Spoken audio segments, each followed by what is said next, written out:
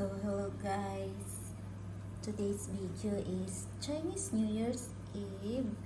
Magluluto po ako ng Hokkien noodles. Ito ay traditional ng mga Chinese na magluto ng Hokkien noodles or steamboat.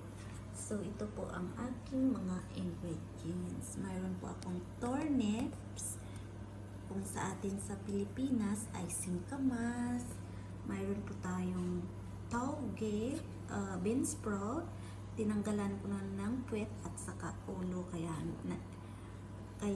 ganon. So mayroon po tayong carrots, and then prince beans, bagyo beans, at mayroon po tayong pork, saka hipon or prawns, and then mayroon po tayong onion, and then garlic. So umpisahan na natin sa pagluluto ng ating Hokkien mee. Ito po yung lahat ng ating mga ingredients. Napainit na natin ang ating mantika. Ilagay natin yung ating onion. At pwede na natin lagay ang ating garlic.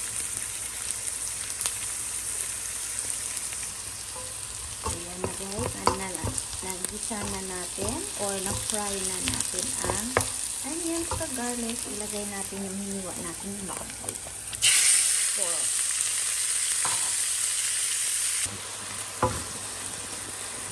medyo papulahin natin ang ating baboy.